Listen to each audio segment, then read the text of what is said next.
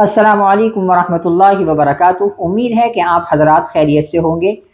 इससे पहले हमने ख्वाब की ताबीर के मुताल्लिक पीछे एक वीडियो बनाई थी कि अगर कोई सांप ख्वाब के अंदर देखता है तो उसकी कितनी ताबीरात होती हैं। आज हम बनाएंगे मछली के बारे में कि अगर कोई शख्स मछली अपने ख्वाब में देखता है तो उसकी कितनी ताबीर निकलती हैं। अल्लामा इब्न सीरीन रहमतुल्लाह अलैह ने अपनी किताब में लिखा है कि अगर कोई शख्स मछली ख्वाब में देखे तो उसकी 10 ताबीरात निकलती हैं।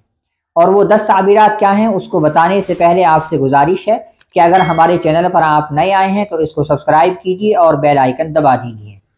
अल्लामा इब्न सीरीन रहमतुल्लाह अलैह फरमाते हैं, नंबर 1, अगर किसी शख्स ने गर्म दरिया के अंदर मछली देखी तो ये उस बात की अलामत है कि उसके पास मुसीबत और दुख आएंगे। और अगर किसी ने मछली देखी ठंडे पानी में तो ये उस बात की अलामत है कि उसके पास खुशी आएगी।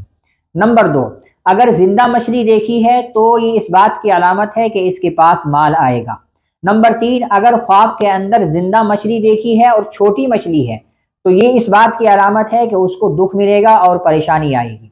नंबर 4, अगर ख्वाब में मछली के पेट से आपने मोती वगैरह निकलता हुआ देखा है तो ये इस बात की अलामत है कि आपके यहाँ पर लड़का पैदा होगा। नंबर 5, ताज़ा और भुनी हुई मछली ख्वाब में देखना ये मालदार होने की अलामत है।